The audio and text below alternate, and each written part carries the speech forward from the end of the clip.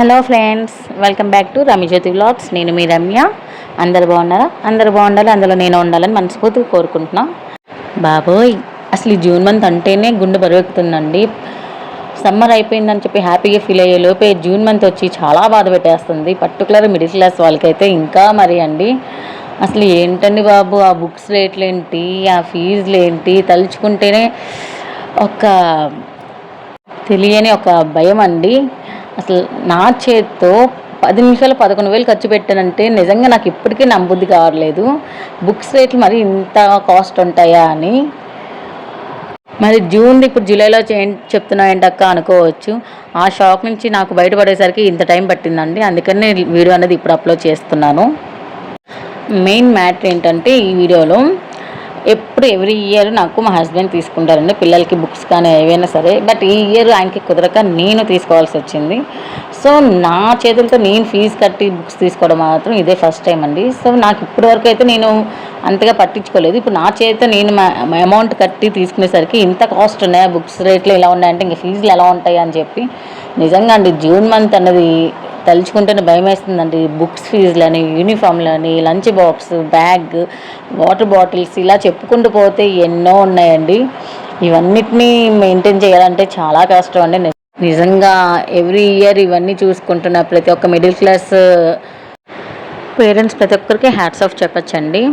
నిజంగా నాకు మాత్రం మా పిల్లల కోసం చేసే ప్రతి పనిలో నాకు మా పేరెంట్స్ అయితే బాగా గుర్తొస్తారు. నిజంగా వాళ్ళు అప్పట్లో ఎంత కష్టపడ్డారో ముగ్గురు పిల్లల్ని చదివించడానికి అని చెప్పి నాకైతే ప్రతి విషయంలోనూ వాళ్ళ వాల్యూ అనేది బాగా తెలుస్తుంది.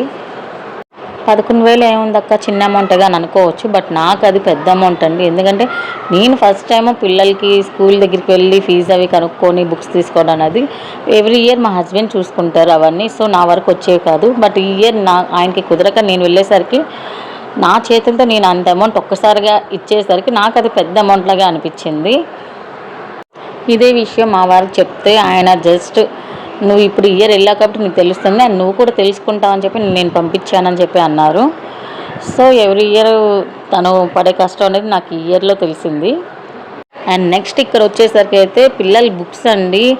మనకి వచ్చేసరికి నాకు తెలిసి 6 సబ్జెక్ట్స్ ఉంటాయి. దానికి క్లాస్ వర్క్ ఒకటి, హోంవర్క్ ఒకటి, నోట్బుక్స్ ఉంటాయి. ఇక్కడ అలా కాదు. అసలు ఆ బుక్స్ ఏంటో, ఒకటి వర్క్ హోంవర్క్ అంటే ఒకటి క్లాస్ వర్క్, టెక్స్ట్ బుక్స్ అన్నీ ఉన్నాయంటే ఇంకా నోట్బుక్స్ అన్నీ ఉన్నాయి చూడండి ఒకసారి. ఇవి వచ్చేసరికి మా పెద్ద బాబు బుక్స్ 4th క్లాస్ అండ్ అలాగే నెక్స్ట్ వచ్చేసరికి మా చిన్న బాబు బుక్స్ అండి 2nd క్లాస్. సో 2nd క్లాస్కి ఇన్ని బుక్స్ అవసరమా అని అనిపించింది. బట్ అవసరమేనండి. ఎందుకంటే ఇప్పటి రోజుల్లో పిల్లలకి మనం ఆస్తులు అవి ఇవ్వకపోయినా మంచి చదివిస్తే చాలండి. ఆ చదివే వాళ్ళని ముందుకు తీసుకెళ్తుంది. రేపటి రోజున వాళ్ళకంటూ ఒక మంచి ఫ్యూచర్ అన్నది ఇస్తుంది.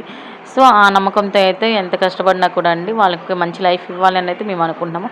మేమే కాదు, యాజ్ ఏ పేరెంట్గా ప్రతి ఒక్క మిడిల్ క్లాస్ పేరెంట్ ఇదే అనుకుంటారు. పిల్లల విషయంలో మనం పొందలేనివి పిల్లలకి ఎలాగైనా మాకు కష్టపడైనా సరే పిల్లలకి హ్యాపీగా చూసుకోవాలని అనుకుంటారు ప్రతి ఒక్క పేరెంట్ కూడా. నాకు తెలిసినంత వరకు మనం చేయలేనివి మన పిల్లల్లో చూసుకుంటాము. సో నేను కూడా అంతేనండి. నేను సాధించలేనిది ఏదైనా ఉంటే అది మా పిల్లల్లో చూసుకొని హ్యాపీగా ఫీల్ అవుతాను. ఇయర్ స్టార్టింగ్ మనం ఎంత కష్టపడి బుక్స్ కొని ఇంత అయిపోయింది అంత అయిపోయింది అని చెప్పి ఫీల్ అవుతాం. బట్ అదే ఇయర్ ఎండింగ్ వచ్చేసరికి వాళ్ళకి మంచి మార్క్స్ వచ్చి మంచి రిజల్ట్తో వాళ్ళు వచ్చి హ్యాపీగా అమ్మ నాకు మంచి మార్క్స్ వచ్చాయి మేము పాస్ అయ్యామని చెప్తే ఆ కష్టం మొత్తం వెళ్ళిపోయిద్దండి. నిజమే కాదా చెప్పండి మీరే. అలా అని చెప్పి గొప్పలకు పోయి అప్పులు చేసి తిప్పలైతే పడమండి. మాకున్న దాంట్లోనే ఉన్నంతలోనే నేను పిల్లలకైతే మంచి లైఫ్ ఇవ్వాలని అయితే డిసైడ్ అయ్యాము నేను మా వారిద్దరం కలిసి.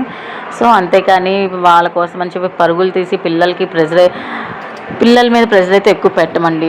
ఇంకా ఫైనల్గా మా జూన్ మంత్ అయితే ఇలా కంప్లీట్ అయిందండి. పిల్లల బుక్స్ ఫీజులతోనే ఈ జూన్ మంత్ మొత్తం కంప్లీట్ అయింది. సో ఈ వీడియో మీకు నచ్చినట్టయితే లైక్ చేయండి, షేర్ చేయండి, అలాగే ఛానల్ని సబ్స్క్రైబ్ చేసుకోవడం మర్చిపోమాకండి.